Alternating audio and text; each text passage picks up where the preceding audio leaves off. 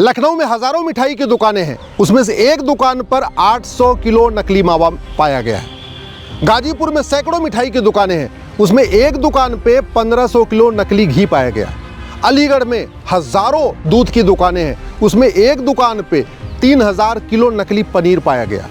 इस समय त्योहार के समय नकली दूध, नकली पनीर, नकली घी, नकली तेल, नकली मावा, नकली मिठाई, सब कुछ नकली बिक रहा है। क्यों? क्योंकि न कानून का खौफ है, न शिक्षा में संस्कार है। कानून का खौफ क्यों नहीं है? क्योंकि आज तक किसी मिलावटखोर को न आजीवन कारावास हुआ, न किसी मिलावटखोर की 100% प्रॉपर्टी जब्त हुई, न किसी मिलावटखोर की नागरिकता खत्म हुई, न किसी मिलावटखोर को फांसी हुई। आज और मिलावटखोरी का मुकदमा भी पहले 20-30 साल डिस्ट्रिक्ट कोर्ट में चलेगा, फिर 10-20 साल हाई कोर्ट में चलेगा, फिर सुप्रीम कोर्ट आएगा। जब तक सुप्रीम कोर्ट में आता है मैटर, तब तक मिलावटखोर बूढ़ा हो जाता है। माननीय सुप्रीम कोर्ट मानवता के आधार पे कहते हैं अच्छा कोई बात नहीं, मिलावटखोरी किया था, पहली बारी तो किया था, अब चलो ठीक है इसकी सज़ा कम कर देते हैं, या इसकी कुछ और भी तरीके निकाल लेते हैं बहुत सारे। फिर यहाँ ह्यूमन राइट के नाम पे उनकी सज़ा कम करने की बात होती है। सच्चाई ये है, मिलावटखोरी के कारण लाखों लोगों की तबीयत खराब हो रही है। मिलावटखोरी के कारण हजारों लोग धीरे धीरे मर रहे हैं। मिलावटखोरी एक तरीके से स्लो पॉइजन का काम करता है। और मिलावटखोरी में अभी तक तो ये था कि भाई ठीक है, तेल है, दूध है, घी है, फल है, सब्जी है। अभी तो दिल्ली में टूथपेस्ट का नकली टूथपेस्ट मिला है। इनो जो लोग पीते हैं, लोगों को पेट में कोई दिक्कत आती है, लोग इनो पीते हैं, नकली इनो मिला है। दिल्ली में नकली दवाइयों का ढेर मिला है, नकली इंजेक्शन का ढेर मिला है, नकली जो है मध्य प्रदेश में नकली सिरप पी के कितने बच्चे मर गए, नकली जो है वैक्सीन के कारण लोग मर रहे हैं। सब कुछ नकाली हो रही है, सब कुछ नकली मिल रहा है। क्यों? क्योंकि न कानून का खौफ है, न शिक्षा में संस्कार है। लोग मिलावटखोरी किए जा रहे हैं, लोग मरते जा रहे हैं, बीमार होते जा रहे हैं, हॉस्पिटल में भीड़ बढ़ती जा रही है इस मिलावटखोरी के कारण। लेकिन कानून नहीं बदला गया। आज तक हमने मिलावटखोरी को जघन्य अपराध घोषित नहीं किया। मिलावटखोरी की जाती है आर्थिक लाभ के लिए, पैसे कमाने के लिए, लेकिन मिलावटखोरी को हमने आज तक इकोनॉमिक ऑफेंस डिक्लेयर नहीं किया।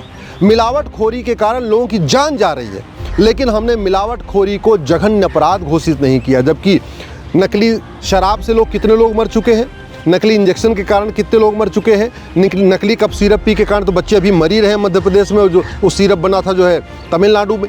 तो पूरे देश में मिलावटखोरी का कारोबार चल रहा है, पूरे देश में मिलावटखोरी से लोग बीमार हो रहे हैं, पूरे देश में मिलावटखोरी के कारण हाहाकार पड़ा हुआ है, पूरे देश के हॉस्पिटल में मिलावटखोरी से कारण बीमार होने वाले लोग बढ़ते जा रहे हैं। लेकिन मिलावटखोरी को ना आज तक हमने जघन्य अपराध घोषित किया, ना मिलावटखोरी को इकोनॉमिक ऑफेंस डिक्लेयर करके मिलावटखोरों की 100% प्रॉपर्टी जब्त करने का कानून बनाया, न मिलावटखोरों की नागरिकता खत्म करने का प्रावधान किया हमने, न मिलावटखोरों की 100% संपत्ति जब्त करने के साल भर के अंदर उनको आजीवन कारावास देने के लिए हमने कानून बनाया।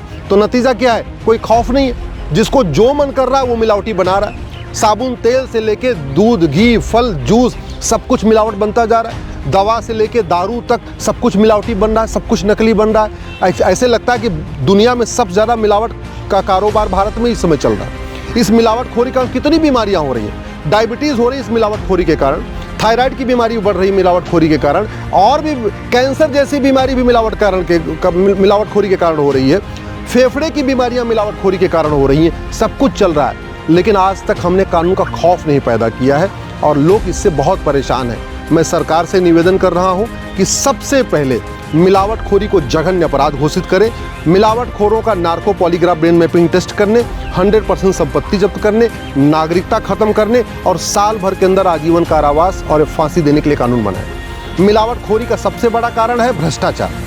मिलावटखोर अकेले ऐसे काम नहीं करते, वो पकड़े जाते हैं तो भी छूट जाते हैं, क्योंकि ड्रग इंस्पेक्टर पकड़ता है, उसके बाद उनसे आपस में बातचीत हो जाती है, लेन देन हो जाता है, काम खत्म। तो भ्रष्टाचार, मिलावटखोरी रोकने के लिए भ्रष्टाचार खत्म करना जरूरी है। आज की डेट में एक ड्रग इंस्पेक्टर करोड़पति कैसे हो रहा है? क्योंकि वो मिलावटखोरों की मदद कर रहा है, वो नकली शराब बनाने वालों की मदद कर रहा है ड्रग इंस्पेक्टर, नकली जो है दवाइयाँ बना रहे हैं उनके ऊपर आंख बंद करके बैठा रहता है, उसको जानकारी मिलती है, फिर भी जाके पैसा लेके लेन देन करके बात रफा दफा हो जा रही है। तो भ्रष्टाचार को जब तक जघन्य अपराध घोषित नहीं करेंगे, काला धन, बेनामी संपत्ति, 100% संपत्ति जब्त करने के लिए कानून नहीं बनेगा, भ्रष्टाचारियों की नागरिकता खत्म करने के लिए कानून नहीं बनेगा, भ्रष्टाचारियों को चीन की तरीके साल भर के अंदर फांसी देने के लिए कानून नहीं बनेगा, तब तक न भ्रष्टाचार खत्म होगा, और जब भ्रष्टाचार खत्म नहीं होगा तो मिलावटखोरी खत्म नहीं होगी, और मिलावटखोरी खत्म नहीं होगी तो लोग बीमार पड़ते रहेंगे, लोग मरते रहेंगे, कोई फर्क नहीं पड़ेगा। मैं माननीय प्रधानमंत्री से निवेदन कर रहा हूँ, लोगों का सेहत खराब हो रही है, लोग बड़े मात्रा में बीमार हो रहे हैं, और ये मिलावटखोरी का सबसे ज़्यादा प्रभाव गरीबों के ऊपर पड़ रहा है। शहरों में फिर भी थोड़ा डरते हैं मिलावटखोर, उनको लगता है दिल्ली मुंबई में अगर हम अपना मिलावटी सामान बेचेंगे या चेन्नई बेंगलोर में बेचेंगे तो यहाँ पुलिस पकड़ेगी। सारा का सारा मिलावटी सामान गाँव की दुकानों पे बेचा जा रहा है। सारी नकली दवाइयाँ गाँव के जो वहाँ पे केमिस्ट हैं, जो वहाँ दवा बेचते हैं, उनके ज़रिए बेचा जा रहा है। तो इस मिलावटखोरी का सबसे ज़्यादा परिणाम गरीब किसानों के ऊपर पड़ रहा है। इस मिलावटखोरी का सबसे ज़्यादा परिणाम मजदूरों के ऊपर पड़ रहा है, आदिवासियों के ऊपर पड़ रहा है, पिछड़े इलाकों में पड़ रहा है। और इस मिलावटखोरी के कारण बहुत सारे माता पिता अनाथ हो चुके हैं, उनके बच्चे ख़त्म हो गए हैं। इस मिलावटखोरी के कारण बहुत सारी बहन बेटियों का सुहाग उजड़ चुका है। इस मिलावटखोरी के कारण बहुत सारे बच्चे अनाथ हो गए, उनके माँ बाप ख़त्म हो गए हैं या बीमार हैं। इस मिलावटखोरी के कारण हॉस्पिटल में भीड़ बढ़ी हुई है। फिर भी मिलावटखोरी के ऊपर न तो संसद में चर्चा हो रही है, न तो सुप्रीम कोर्ट में चर्चा हो रही है, न तो टीवी में चर्चा हो रही है, न इसके ऊपर कानूनों को बदलाव के ऊपर चर्चा हो रही है। इसलिए मैं सरकार से भी निवेदन कर रहा हूँ, मिलावटखोरी के ऊपर कठोर कानून बनाएं, और माननीय सुप्रीम कोर्ट से निवेदन कर रहा हूँ कि ये सुनिश्चित करें कि मिलावटखोरों को साल भर के अंदर सज़ा मिले। मिलावटखोर जो है वो किसी भी तरीके से दया के पात्र नहीं है। मिलावटखोरों को मानवाधिकार की चिंता नहीं करनी चाहिए। जब अगर कोर्ट मिलावटखोरों को मानवाधिकार देखेगी तो फिर आम जनता का मानवाधिकार कहाँ जाएगा। मानवाधिकार मानव का होता है, दानव का नहीं।